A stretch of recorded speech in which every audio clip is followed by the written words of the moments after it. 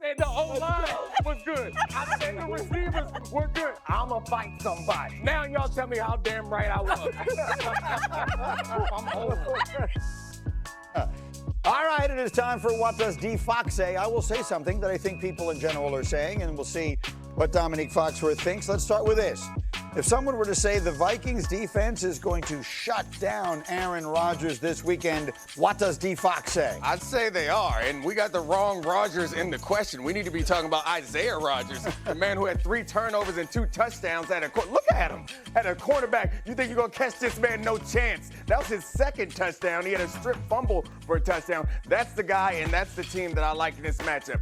As much history as we have with Aaron Rodgers being a successful quarterback, it seems like the recent history is him throwing the ball to the other team. And all the intercepts that he's had so far doesn't account for all the interception-worthy passes that he's thrown. So that was his hallmark. I don't turn the ball over. He's doing it now. Sneaky, interesting game. Minnesota playing so well with Carson Wentz the other day. Defense obviously had a lot to do with it.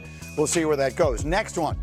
If someone were to say Caleb Williams coming off a nice day against the Cowboys, he can get the Bears to sneak into the playoffs this year, what does D. Fox say? I'd say sure. Like, I was very high on this team before the season started, and then they had a little rough introduction to the season on offense, but they look so good. I understand that it was against the Cowboys, but it was also off a game that they lost, but it's a good offensive performance against the Lions. It feels like this offense is coming together. If they can get some consistent performance from that defense, I think they could sneak into a wild card spot. And maybe the division isn't quite as good as we thought it was. We'll see.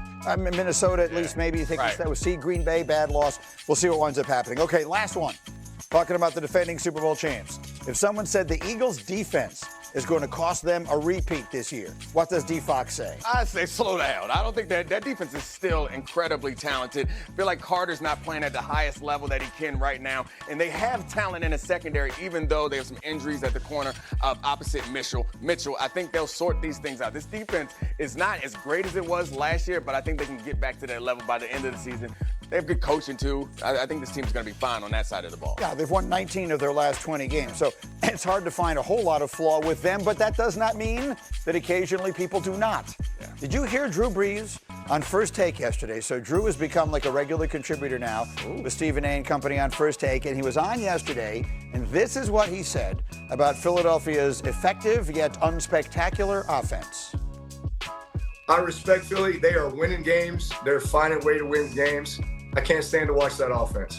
It's the most boring offense. Wow. So Drew Brees says the Eagles' offense is boring. Jeff, Saturday, why are you making that face? I mean, let me just show you my shock face. A quarterback saying that running the ball is not fun to watch.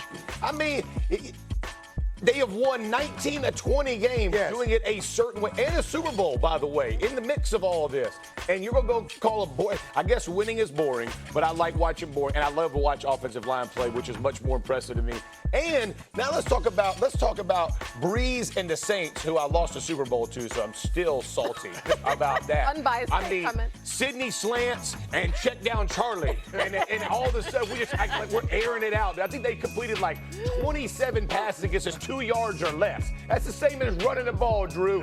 Oh, it got me hot, dude. Got me flashing back to my old days and talking trash about the best O-line in the game.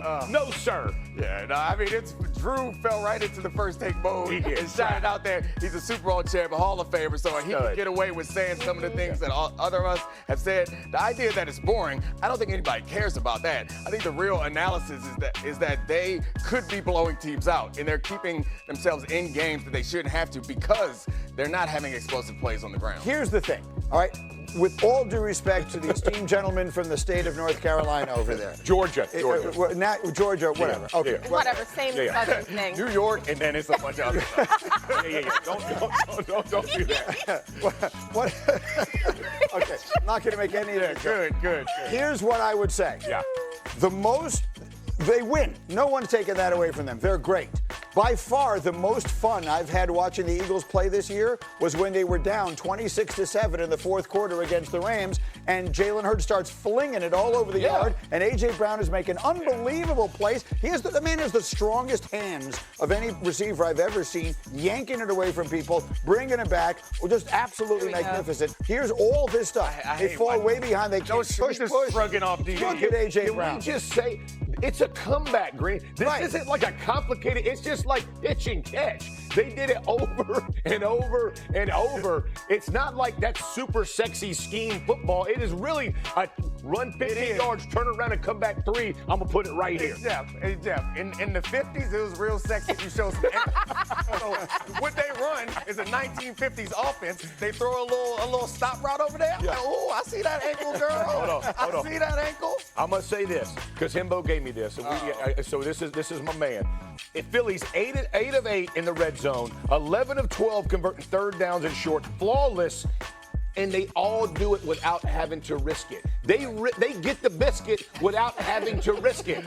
When they do have to risk it, it's sexy. But why risk it if you already got the biscuit? That's what they have, Drew. That's what they got. To be very clear, no one's arguing how effective it is and that it's working. That's sexy. The question Winning is it boring? sexy. I don't know. Do you find it sexy or boring watching the Eagles doing their whatever this offense is? I like watching people who are good at their job and win. Yes, that's it. And at the end of the day, I will say, here's the issue that I have right now. Because last week we did a whole thing on the tush push. Now it feels like every week there's a referendum on the Eagles and their offense and how they win.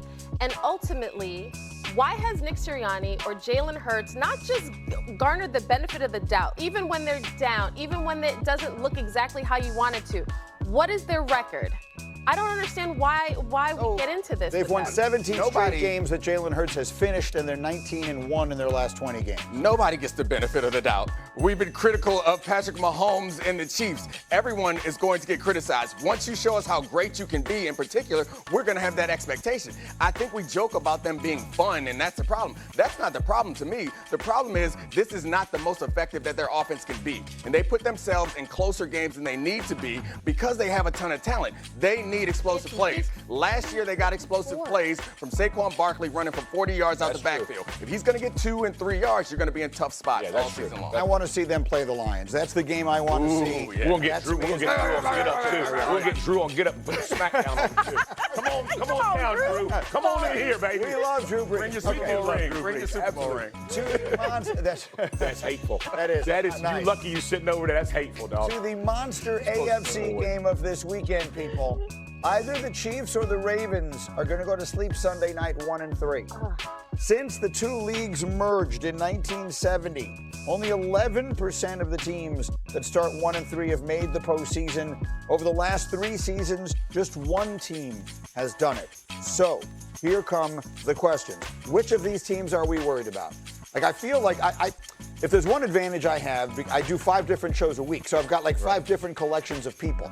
So if I were to describe what I think is the general consensus, so the conventional wisdom is the Ravens are going to be fine.